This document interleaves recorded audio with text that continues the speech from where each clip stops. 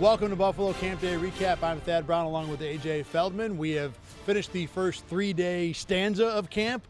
Day off tomorrow. I know you at home don't really care that much, but for those of us who are here every day, reaching a day off is always a milestone worth mentioning. AJ, the players like it too, I'm sure. For sure, 100%. But people don't understand. I tell people this all the time. For these guys, this is work for them. And when you at home get to a day off, you like it.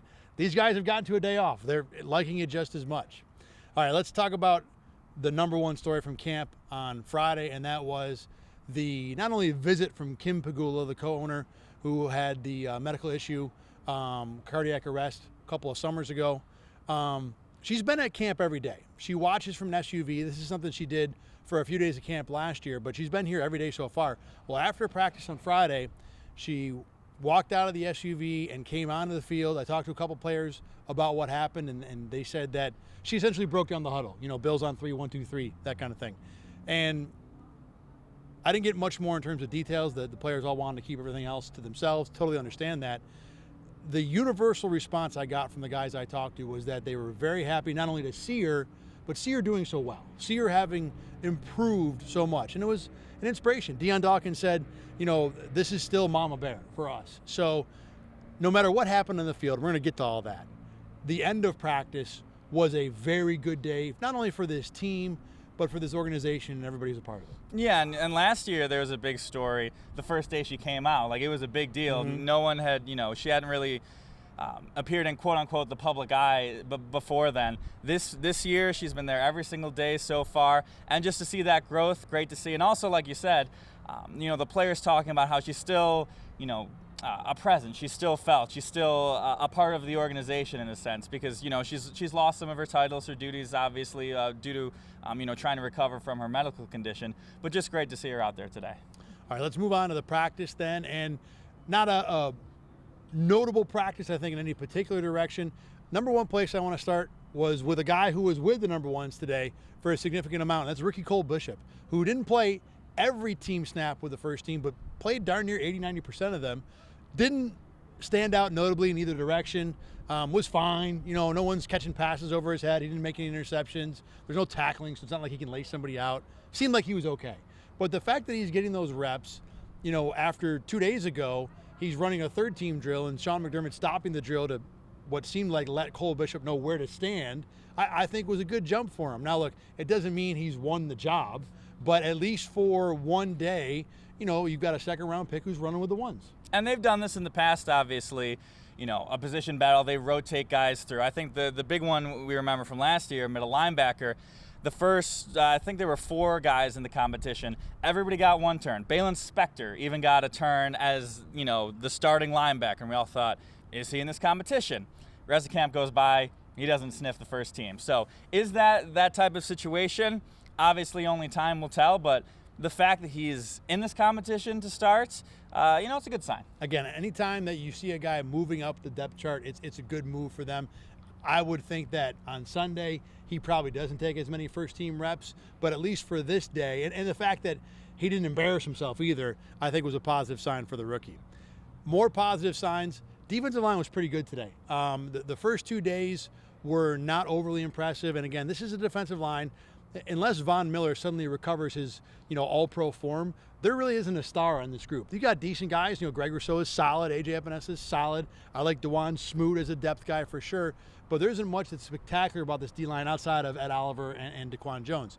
But today, Greg Rousseau had a sack. There were multiple balls tipped at the line. Josh Allen balls that were tipped in the line. There was another play where AJ Epinesa blew up a screen pass, which is something he suddenly, I mean, last year, there was no one in the league you would not want to throw a swing pass against than 57 for the Bills. But overall, this was a productive and encouraging day for the defensive line. Yeah, Rousseau, a really nice day, like you said, the would-be sack. Tipped one of those balls, also blew a run play kind of early on in practice. Dwayne Carter had a really nice play, beat a center, a guard on the second team. Would have been a would-be sack if they can touch the, touch the quarterback. And, you know, there's no pads, so you don't want to put too much stock into offensive versus defensive line. But it was nice to see, you know, the D-line kind of win a day even when there's really not a ton to be won at this point in training camp. Winning is winning, and you're right. But yeah, I think definitely a giant grain of salt with any practice that doesn't include pads. I don't even, like during camp days, until they put the pads on, I'm not watching either line much. It's mostly the outside guys, because it's, even with a line on the field, it's a glorified 7-on-7 drill when you don't have the pads on. Negative for today. So remember that executive that said Josh Allen was underrated? This was the practice for that. Overrated. I'm sorry, overrated. Said he was overrated. This was the practice for that guy. And look, so Josh Allen had 3 interceptions in a 4-play span towards the end of practice. He also had a ball earlier in the day that, frankly, Mike Edwards should have intercepted and just flat out dropped. Before anyone goes overboard with takes about this practice and all the interceptions. Mr. Trubisky? Right. Perhaps? He's actually looked good. We'll get to that in a minute, too. All 4 plays, the 3 interceptions and the 1 Edwards dropped, seem to be miscommunications. Just Josh throws the ball one way, his receiver is another. The one, I think the second one, well, let's go one by one. The first one was Mac Hollins on the sideline. Carl Jones, our colleague from WIVB in Buffalo, thought that Hollins was kind of leaning more towards a sideline route, and Josh threw a straight go ball that Taylor Rapp basically fielded like a punt for an interception. The second one, 2 plays later, was MVS straight down the field. This one looked like Josh saw a deep one-on-one, just gave his guy a shot. What happened was Christian Benford had great position all the way. I mean, just a superb job of playing one-on-one deep ball corner and made the interception. The third one was a shorter pass, like a hitch or a slant, and Josh threw it straight to Kyer Elam. Our guess was that Keon Coleman ran the wrong route, because Keon Coleman was the guy that Josh Allen sought out immediately after the play. The first one, Mike Edwards, might have been a ball that was just poorly thrown behind Dawson Knox. Bottom line, though, AJ, a lot of interceptions, but it seems like more stuff early in camp than just in terms of this is where we are in camp, than anything to be worried about. Yeah, for sure. I mean, they're working out the kinks. And also, we're just guessing. Like, those first 2 passes, they just might have been bad balls, because, Mac Hollins was open. It's fair. And even if, quote-unquote, Hollins runs the right route, Taylor Rapp was right there. So, that would have been a force anyway. It could have been a miscommunication and a bad decision. Yeah, for sure. So, these things are going to happen. I will say, if we want to, go to the other side, 7-on-7 offense looked really good in the first, team drill of practice. Dalton Kincaid had a really nice back shoulder catch. Keon Coleman beat Douglas on kind of a go route towards the right sidelines. 2 really big plays there. Dawson Knox had a nice catch over the middle that seemed more just good, route combinations. He kind of routed himself open. Shakir had a nice rub route. Basically, the offense went 5 for 6 or 6 for 7 in that drill. The only one that was more on the defense was just good coverage all around, and it would have been a sack if people were trying to tackle Josh Allen. But good offense early, and the defense definitely fought back, which is what you expect in training camp. One other thing about the offense today that we noticed, a little more mixing and matching when it came to the receiver combinations. You saw KJ Hamler get a first-team rep. Chase Claypool has been in and out. He had a couple opportunities today. You saw your steady dose of Mac Hollins and Khalil Shakir and Curtis Samuel along with Keon. But not only that, there was and we've seen a lot of this wasn't just today, but something to bring up in this discussion, a lot of varied formations, guys in motion, things being moved around. And we were talking about this on the sideline. And, I think what people are going to see from this Bills offense is, because there isn't an elite talent, or at least we don't think there is. Maybe Keon Coleman develops, Curtis Samuel works with a great quarterback, whatever. Because there's not an obvious elite talent, the way these guys are going to have to get open is through misdirection, through defenses questioning what's going to happen. If you condense a formation, put more receivers tight close to the line of scrimmage, there's a question about, is this a run block? Is this a guy who's going to run behind the formation and go out to the other side? There's more things you can do with confusing a defense than if you just split a guy out wide and say, go beat the guy across from you. Yeah, and this is what we expect. This is kind of what Sean McDermott talked about on the first day with, his comments about putting away the silverware. They've got all these pieces. They're going to try them out in as many ways possible. Get them in the slot. Get them in motion. There's a lot of motion. I mean, what percentage of plays would you think so far in camp have motion in them? 90% maybe? It's well over 75. It's pretty rare to see a play where they just walk up to the line of scrimmage and like, all right, let's run ourselves a play here. And we'll see how much that carries over. Certainly it's a new offensive coordinator, but Ken Dorsey, we saw a lot more of that last year in training camp, kind of in the preseason, it went away a little bit. It definitely ramped down a little bit. So does it continue at this pace? Who knows? But they're trying a lot of things. They're keeping these formations compact. They're trying guys out in the backfield, things like that. So, I think, they know who they have. They know what they need to do to be a successful offense, and they're trying things out right now. I don't know if they do know that. I really think that. I mean what you mean about.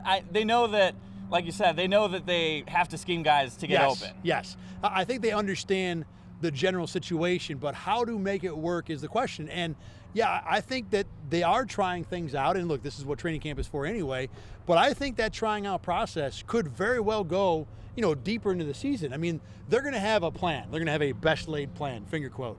And they're going to roll it out, and teams are going to get 3-4 weeks of film on it and start to say, okay, well, I can counter you this way, and this way.